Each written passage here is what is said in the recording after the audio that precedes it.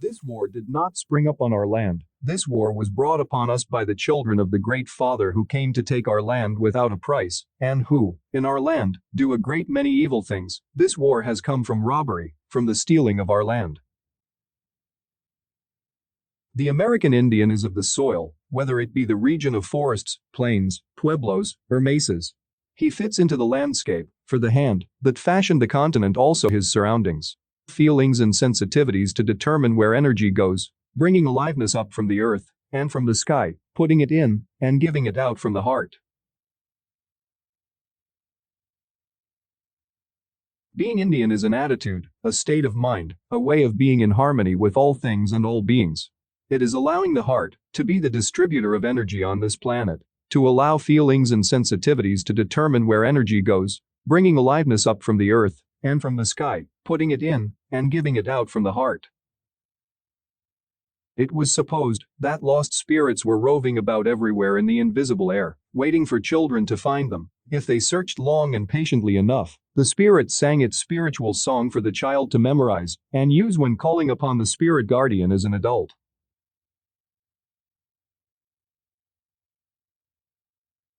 The idea of a full dress for preparation for a battle comes not from a belief that it will add to the fighting ability. The preparation is for death, in case that should be the result of the conflict. Every Indian wants to look his best when he goes to meet the Great Spirit, so the dressing up is done, whether an imminent danger is an oncoming battle or a sickness or injury at times of peace. There is no death, only a change of worlds. We, the great mass of the people, think only of the love we have for our land. We do love the land where we were brought up. We will never let our hold to this land go. To let it go, it will be like throwing away our mother that gave us birth.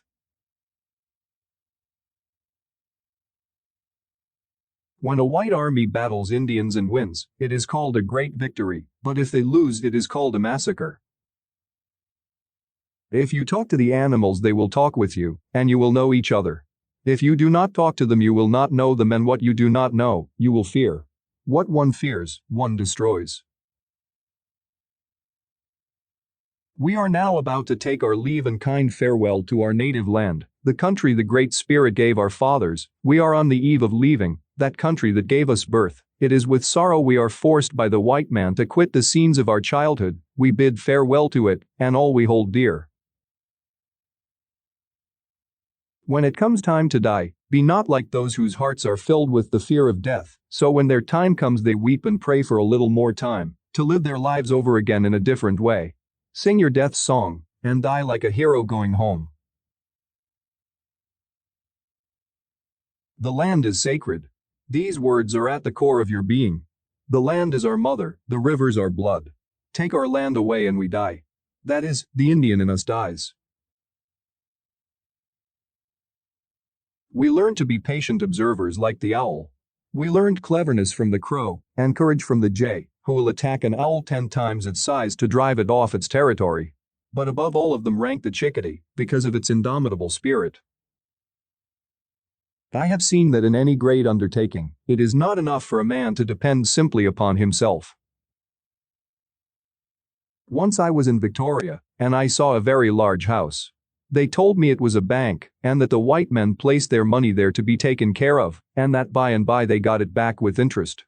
We are Indians and we have no such bank, but when we have plenty of money or blankets, we give them away to other chiefs and people, and by they return them with interest, and our hearts feel good. Our way of giving is our bank. I think over again my small adventures me fears, those small ones that seemed so big for all the vital things I had to get, and reach, and yet there is only one great thing, the only thing to alive, to see the great day that dawns and the light that fills the world.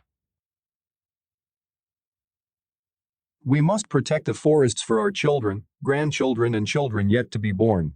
We must protect the forests for those who can't speak for themselves, such as the birds, animals, fish and trees. Brother, you say there is but one way to worship and serve the Great Spirit. If there is but one religion, why do you white people differ so much about it? Why not all agreed, as you can all read the book?